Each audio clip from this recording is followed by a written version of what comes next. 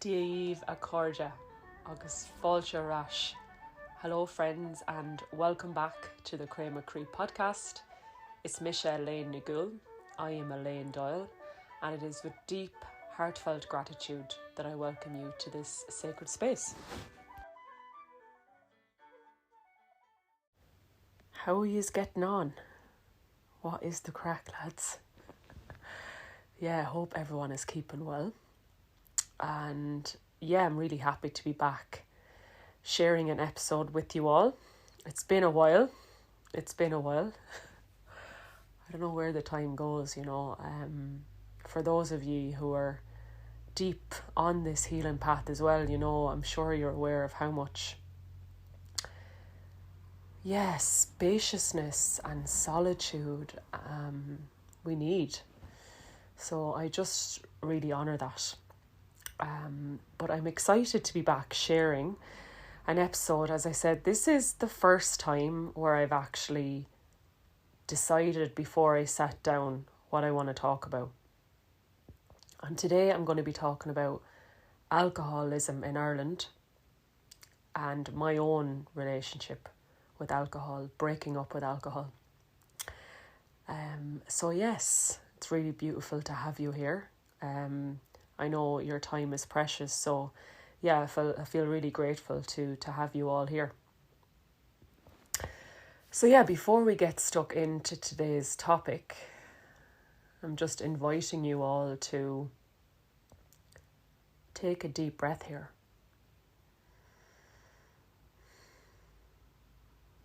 And just coming into your heart space now.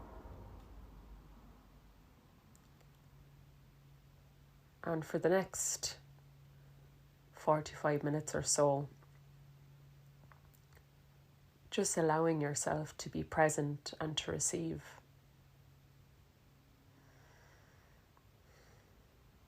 So much of the time we are thinking about the future and what to do next, and just allowing this space to hopefully bring you into deeper presence.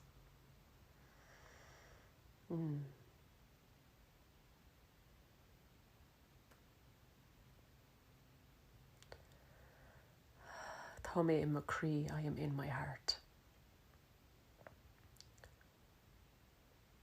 And allowing yourself to receive here. So now that we're a little bit more grounded within ourselves, before I get stuck into today's episode topic, I just firstly want to say that I'm just reminding you all that this is an immense time to be alive. This is the time that was prophesied for eons, where great change would happen on planet Earth. Earth herself is increasing her vibration, and they say this started back in around 2012. And this is why many of us are feeling the call to heal ourselves, so we can raise our vibration along with planet Earth. So that means a lot of ancestral trauma is coming up to be cleared and healed.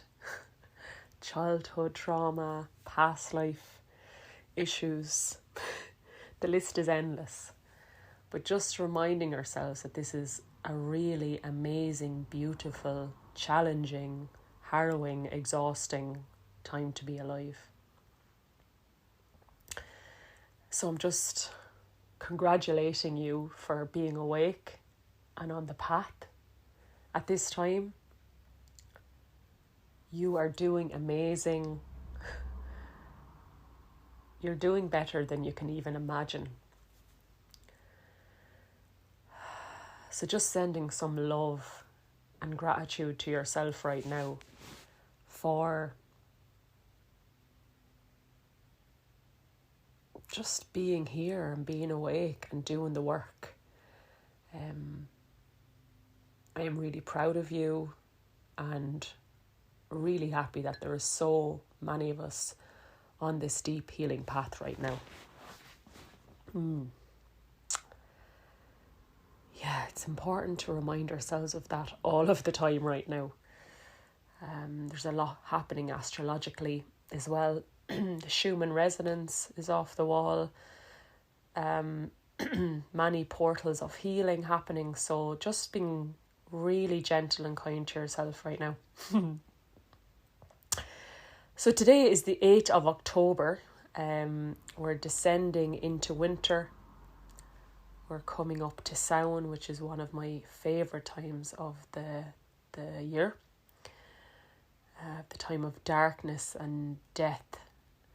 As we can see out in nature, all the leaves are starting to fall off the tree and the animals are going into hibernation. And I really love this time of year because to me, darkness is the feminine. So really, melting into this time of year of slowing down and rest, darkness and creativity. And inviting you to do the same, to really allow yourself to slow down and to receive the magic of the darkness. So that is where we're at. And perhaps it's because of this darkness that this topic about alcohol has been so present for me. I've been at a few weddings this year and seeing people's relationship to alcohol in an Irish context made me really passionate about wanting to speak into this deeper. And just to say, Grá Mòr is the soil of my heart. That's what the podcast means. So it's the musings and reflections from my own heart. So this is not fact, it's my reflections, my experience. I think it's really important for me to say that because there's no right or wrong practices or ways of being. It's just all personal to everyone. So, alcohol in Ireland. I could be here for 2 hours. Where to begin? Firstly, I'm not against alcohol. Okay, I'm not against alcohol. And when I reflect back on other lifetimes or even ancestrally, our ancestors have been making alcohol for eons, However, our relationship with alcohol has changed vastly in the last few decades and the past couple of 100 years, especially in Ireland. So I'm not against alcohol. I think, alcohol can be used deeply as a medicine. And I use poitín, which is a really strong spirit. And I use that to make my tinctures because the stronger the alcohol, the more it extracts the medicine. And I'll take a little shot of poitín every now and again. I think it just kills off stuff. It's so strong. And, things like whiskey and beer have been made by our ancestors for eons. I do believe, the Tuatha De Danann, when they'd have parties, they were drinking mead, which is a honey-based alcohol, and beer, to celebrate. But it was more, to have fun, to celebrate. The relationship was very different, and it was used as also to make medicines, as I said. I believe that it's with anything. It's like coffee or sugar or anything. It's about having a healthy relationship with it, or food even. And I do believe in Ireland our relationship with alcohol has really been skewed in the past couple of 100 years, which I'll speak into more of. And before I get into that, I just want to bring in my own story as well, because I feel like that's really important. I probably drank enough alcohol in my early 20s, mid-20s even, it lasted me a lifetime. Like, seriously, I drank a lot of alcohol, which in another culture, I probably would have been seen as an alcoholic. But as an Irish person, it was not just normal, but an accepted way of being or living. You know, drinking at the weekends, drinking Friday, Saturday night. And I kind of feel sick thinking back. But anyways, I won't say I didn't have the crack. It's just not the kind of crack I would have now in my life. And yeah, like growing up, I didn't drink much as a teenager, but lots of teenagers were drinking lots of alcohol. I think I remember having my first naggin of vodka when I was about 14 and thought it was rotten. So I wasn't a big drinker as a teenager, but lots of people around me were. And when I reflect on that kind of, and I'm not saying there's not teenagers all around the world drinking alcohol, but how kind of part of Irish culture it is, I feel now is really skewed and detrimental to our health and spiritual well-being. And just to come back there, it was when I went to college that I started to drink a lot. And I feel now, would I really want my kids going to college? Because drinking was such a big part of it. And maybe, you know, it depends on the person. Not everybody goes to college and drink, but holy Yeshua, like, it was a massive part of college life. I was in UCD, and then I went to UCD to do UCC, University College Cork, to do my master's. And again, and we were a bit older doing our master's, but it was still a massive part of our culture. Or not culture, just, life as a student in Ireland. And again, obviously I'm Irish. I can only speak from an Irish context here. So I'll continue to speak more about my own relationship to alcohol and what my feelings now around it. You know, I don't drink anymore, and I'll explain more about that as the episode goes on. But I just want to bring this in. So a lot of you are probably aware of Dr. Grá Mòr. Oh, I'm saying his name all right, but he's a well-known worldwide trauma specialist, and he did an interview with the Irish Independent. I think it was last year. I shared it on my Instagram, and I don't think I've ever got as much interaction to a post as this one. So I'm just going to read you out what he says. And again, this was with speaking with the Irish Independent, Dr. Grá Mòr. And he says, Ireland is a deeply traumatised culture. We're talking about years of foreign occupation, and sometimes brutal occupation, and also, of course, civil war of a murderous kind. Then the potato famine and the recent troubles.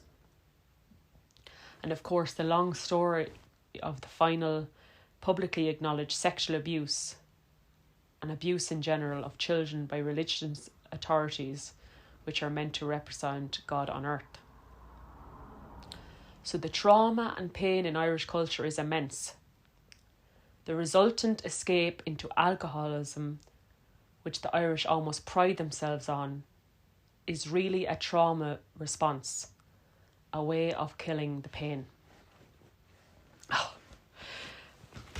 So I remember reading that and being like, I'm really glad someone has named this and said it out loud, because this is how I've been feeling. And I mean, a lot of us on the path know this, you know, no matter where you're from. When you go on the healing path, you're aware that any addiction is a numbing of the pain, of killing of the pain. And Dr. Gabriel Maté, I think it was his grandmother who was or his mother was it would have been his mother, was in a concentration camp as a Jew. So like he's coming from a traumatized culture. So for him to say Ireland is a traumatized culture, it's fairly bad, lads. Fairly bad for us, you know. And obviously, you know, just to say there's a lot of magic on this land, and that's why so much trauma has been instilled here, to try and numb us and make us forget our indigenous spiritual culture and ways. So we have to move past this to get to the gold. But when when I read through that again, the foreign occupation, colonization, civil war, the potato famine, which was actually a genocide, we have a lot of reasons to be in pain as Irish people. Okay? And I believe one of the biggest things there that led to alcoholism is actually the famine, which was really a genocide of our people. Yes, the potato failed. We had loads of food here. And actually the Crown, the British Crown, which was governing her at that time, shipped all our food away from Ireland and stopped aid coming in and didn't give us any aid. So it was a genocide. And I mean, look, I can't talk about alcohol and not talk about the famine, because I really believe they're so closely linked.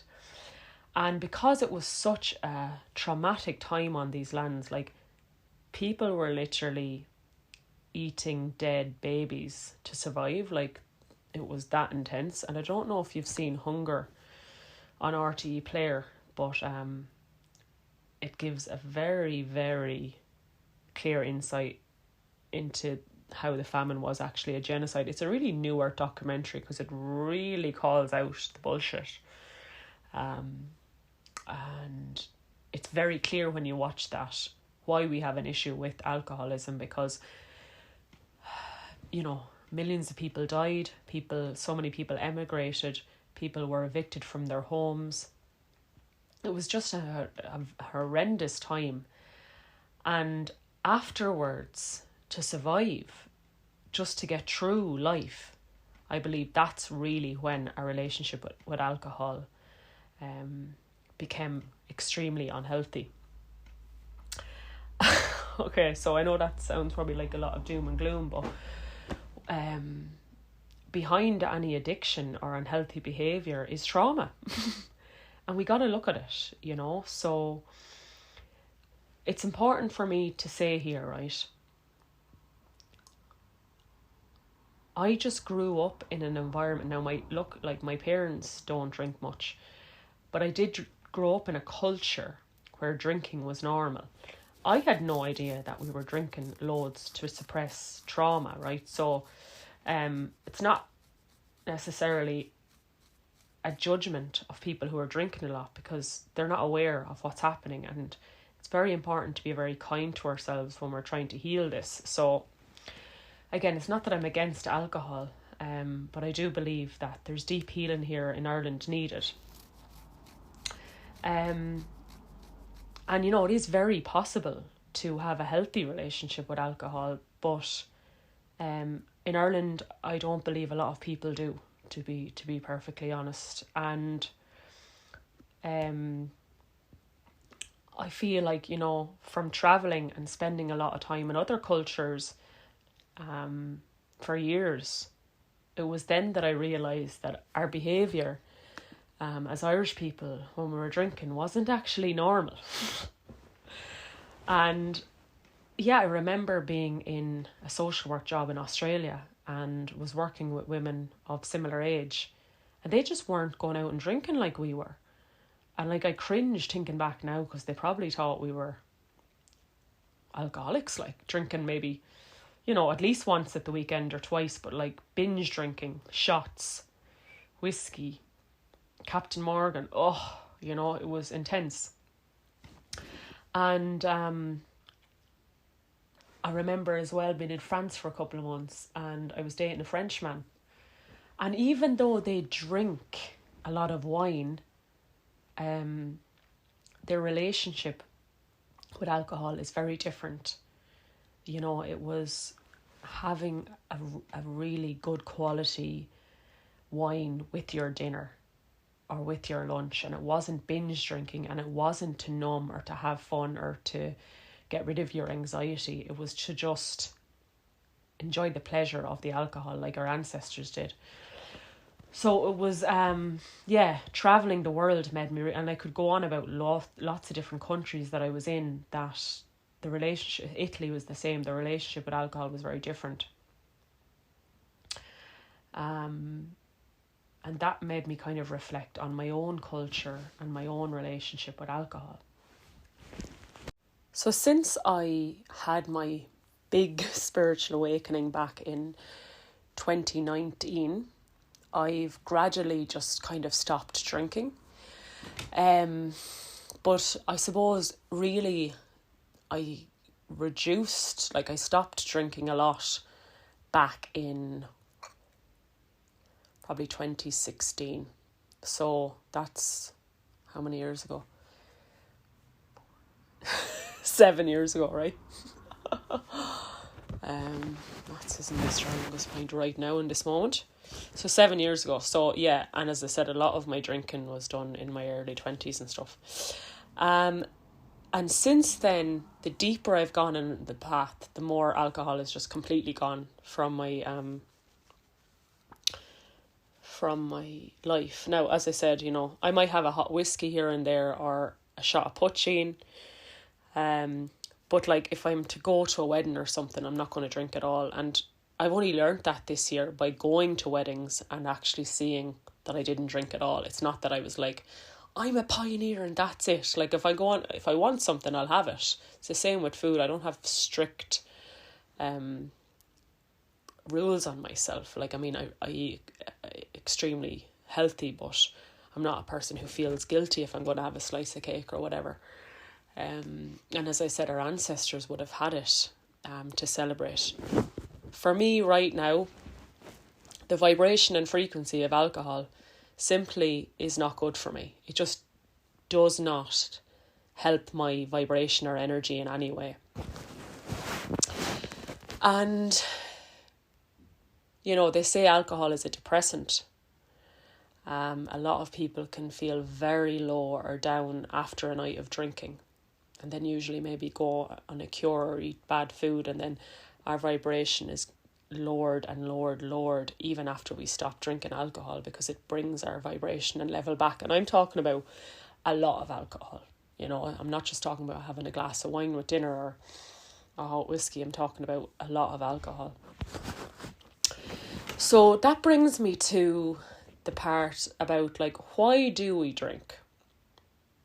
Okay, so alcoholism, having, you know, binge drinking in Ireland, I do believe is an ancestral trauma related to all these different things that have happened to us, the famine, colonisation, and so on.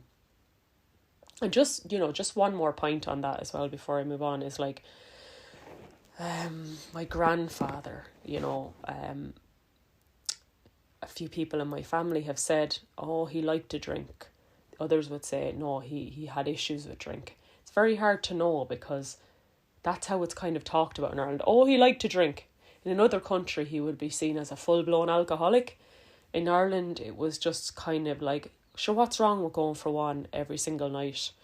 Every one was probably a couple. You know, so in Ireland, and I mean, I don't have much of that in my family, luckily. But it's kind of hard to know, because the person themselves mightn't even see themselves as having an issue, because it is so culturally accepted. And maybe you're tuning in from another culture, another country, and you're thinking, nah, it's the same here. Maybe it is. I can only speak, again, from my own experience and my own culture. So there's drinking to numb. And then there's also drinking to have a good time or have the crack. Right? So, like, this is something I was really tuning into at these different family weddings that I was at, because I was like, the reason I don't need to drink today is because I'm actually able to have the crack without it. I'm able to get up and dance. And the biggest reason is that I'm able to manage my anxiety. And I think this is probably a big reason why people actually drink, is because they're in a big crowd of people and they're feeling anxious, so they're drinking to numb their anxiety. And I know, my friend was at a wedding recently and he doesn't drink, but he ended up having a couple of drinks because he felt like, he was probably feeling a bit anxious or a bit out of place. And I do think that's a big reason why we drink. And, I've so much to say in that. It's like, firstly, going into big groups of people, in a hotel or a bar or whatever, is actually a lot for us. Especially if we're, sensitive beings, it's a lot. And,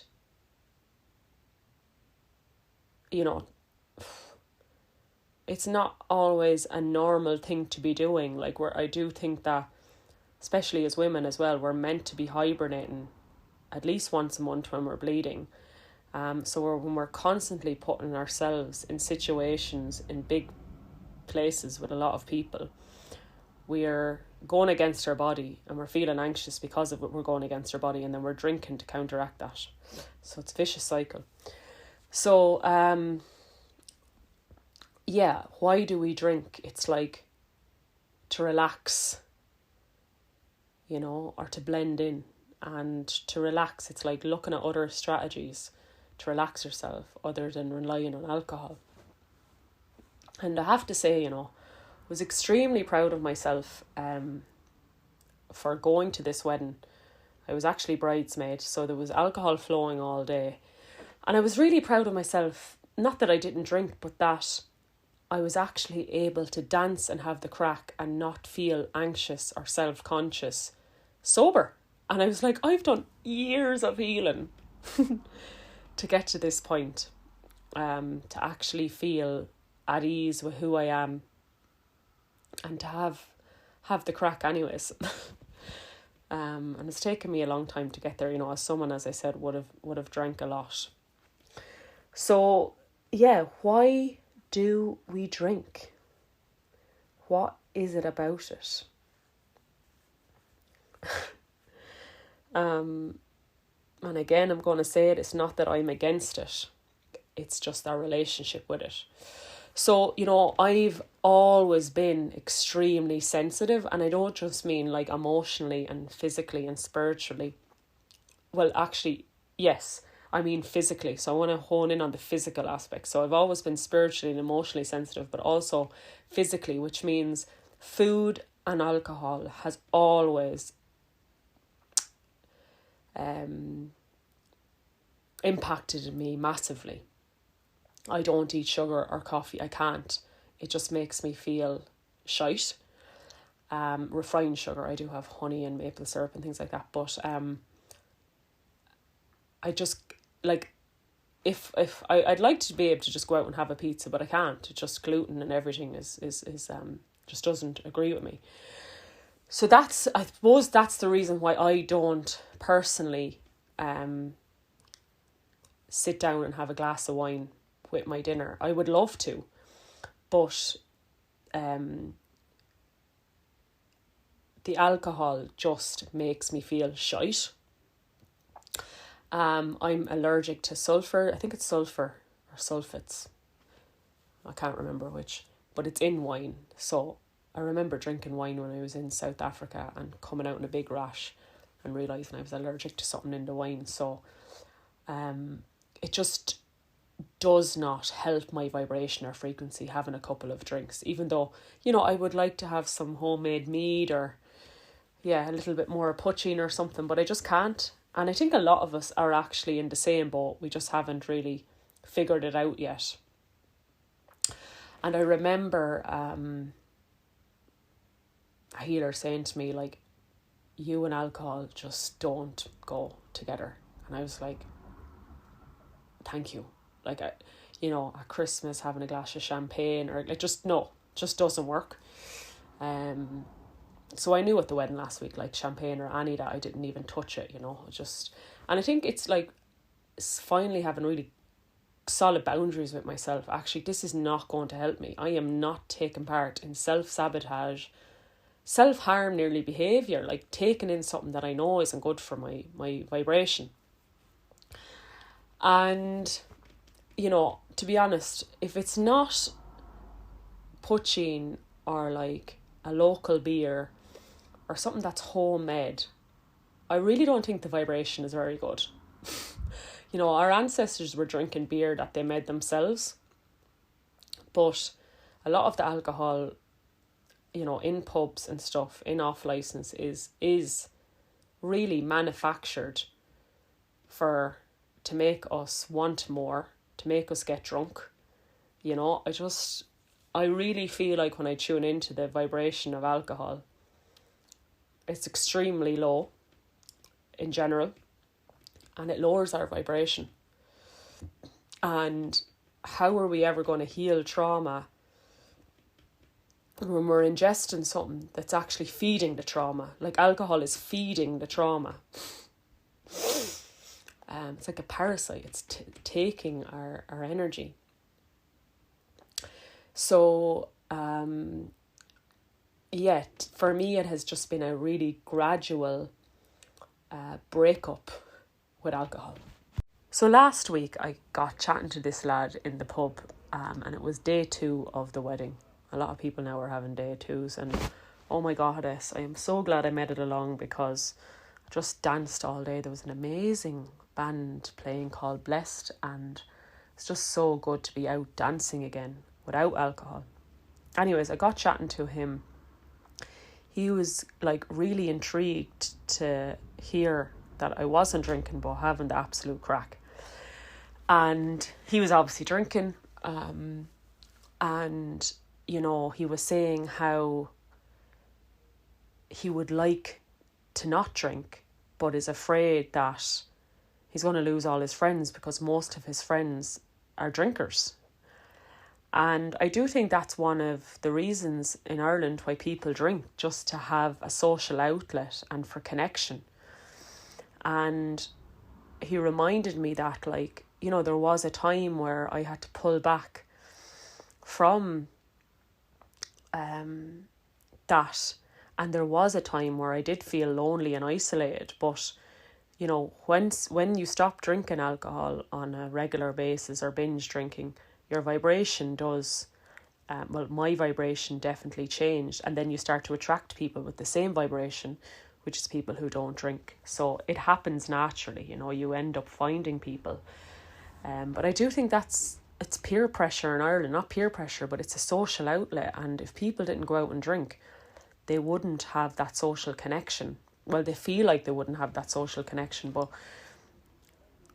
the reality is there is lots and lots of gatherings and ceremonies and opportunities out there to go out and connect with people where alcohol is not in the picture at all.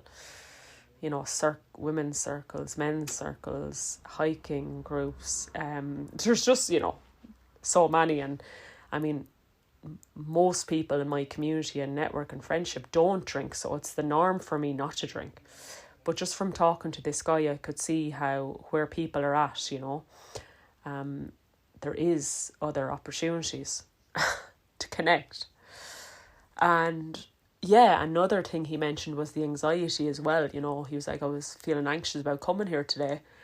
And drink then kind of numbs that. And, and I talked about this a lot on the emotional mastery workshop I did recently, is anxiety is normal. And when we make it normal, it goes away. Because it's like, it's okay to be anxious about going into a pub full of people or a room full of people. You don't need to try and get rid of it. You just need to make some space for it and go in and be yourself. So I thought it was really interesting to hear his perspective as someone who was, he would be on the healing path, and is just at that point where it's like, I don't really want to drink, but I don't want to lose all my friends. And that is just a massive thing in Ireland, you know, like,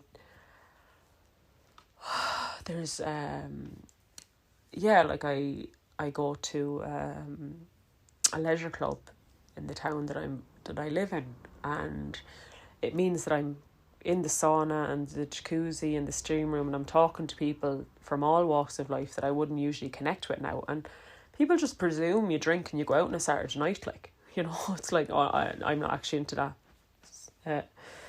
sort of stuff, and people are like, oh really? And you realise that, oh right, this is like mass scale here. And even, you know, you look at Electric Picnic, where, what was it, 70,000 or 80,000 people went to a music festival in Ireland, and I'm going to guess that most people drank, and that's the reason why there were so many tents abandoned. It was absolutely disgusting to witness, like, it was disgusting. And if I don't believe any sober person would do that. And I thought, oh shit, like, we've a long way to go here in this country. It's like, we could have done with 70 or 80,000 people in a field meditating and praying and talking about ancestral trauma. And I know my good friend Aoife de Dannon, who lit a fire there, was really sending those prayers out and doing that work. So yes, they are my thoughts on alcohol in Ireland and my own relationship, and why I had to break up with alcohol. It would really, really, really was not allowing me to step into my highest vibration and frequency. And yeah, I was talking to my friend Johnny about this. We talk about this a lot because we both kind of had that lifestyle where we drank a lot, and now we're on the spiritual path and not drinking. And we were just saying how it's probably the most healing thing we've done is not drinking. Because it's just, it took a lot of healing for us to get to that point. It didn't just happen. But it was the best thing that we've ever done. That's really supported our path. And, you know, the reality is there's people, friends of ours, that were always kind of awake and never drank. But we were deep in that kind of matrixy world and culture in the day job and drinking. We both were in Australia drinking a lot. And so it's took us a lot to step away from that, but how it's the best thing that we've ever done is really stepping away from that, because it was keeping us in a low vibration loop where, you know, seeking outside of ourselves to have the crack or to have fun, and drinking lots of alcohol, like it just really, as I said, wasn't our helping our vibration or frequency. And how it really is the best thing, the best outcome, not the best outcome, but the best kind of present from my awakening is breaking up with alcohol.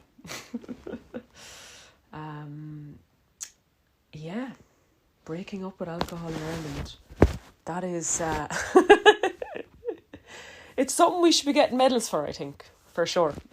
Yeah, and I also remember my friend Aoife and I, we were at a trad fest in County Clare last year, and that's, you know, there's a real need for trad fest not to be in pubs and around alcohol, but that's coming true. But I remember walking into the pub, and, you know, the pub was absolutely packed, well-known pub in Clare, and everyone was drinking a lot and a lot of drunk people. And I remember feeling the energy, and me and Aoife literally just did a U-E and walked back out, because when we're really drunk, we're literally opening ourselves up to really lower entities in the other world attaching to us.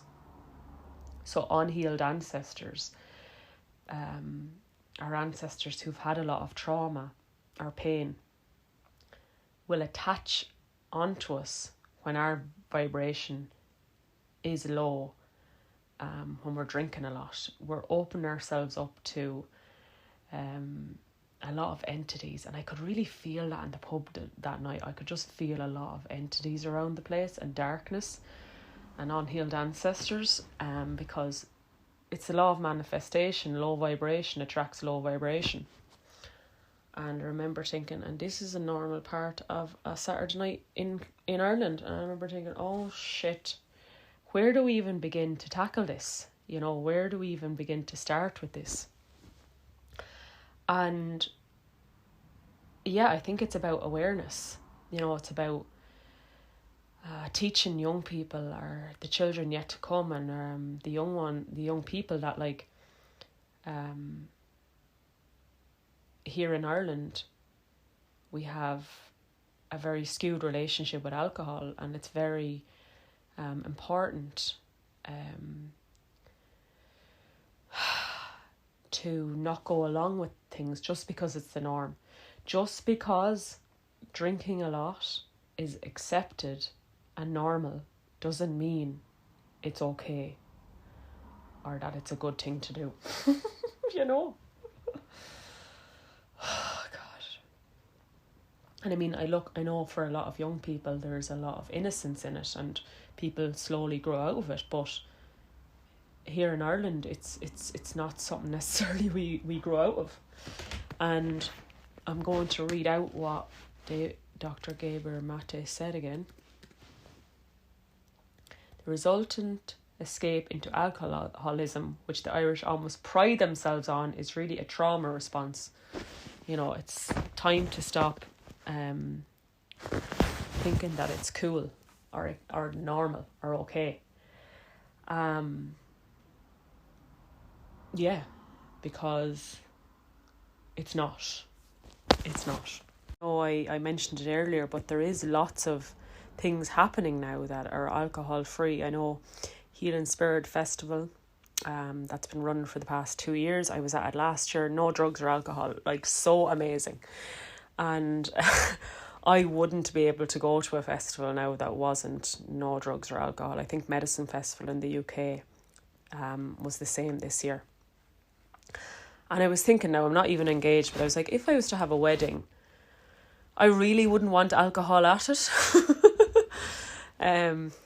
But then I was like, right, maybe I could get some local mead and some poaching or something, you know, something that's more raw and local, just to have a celebratory drink with. But in general, I don't really like the energy that it brings, especially when people are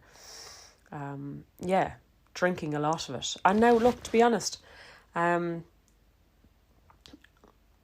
I was at the wedding, it's the weddings, the family weddings, I actually I didn't really see a difference between me and people who were drinking, because they were it was a celebratory kind of drinks rather than what it's like in a nightclub at 2 a.m. So it's like, to be honest with you, when I'm at that kind of event, I don't really care what other people are doing or what they're drinking. I'm just concerned about my own, what I feel is good for me. And it's funny because the fact that I don't drink triggers a lot of people, especially at those sort of events. And it's funny because I'm like, but I don't care that you're drinking, you know, so it's interesting. It brings up a lot for people, a lot. And yeah, I mean, I don't have a judgment against people who drink. And at the same time, I don't hang around with people who drink a lot, because we just wouldn't have anything really in common, or it's just not what I would be at, you know, as I said. So yes, there is some musings on alcohol in Ireland. It's a lot of it is, especially the binge drinking, is a trauma response to a lot of the ancestral pain that we've experienced as a nation. As Dr. Grá Mòr said, the famine, the colonisation, the sexual abuse from the church. We have a massive pain body here that is a lot, and people are numbing through alcohol. But, you know, alcohol itself isn't the problem, it's the relationship we have with it. Yeah, I mean, I'm guessing if you are in this space, perhaps, you know, those days of drinking lots of alcohol are well behind you. But I would really encourage you to, just sharing this podcast and maybe, sending it out to people who maybe are ready to kind of change their relationship with alcohol, because this is something that affects most Irish families and most Irish people in some way or form, you know. And yeah, some things to reflect on, like why do we drink? What is the intention behind it? And how can we, if we are, you know, if we're raising our vibration and we're feeling a pull away from it, then what things can we do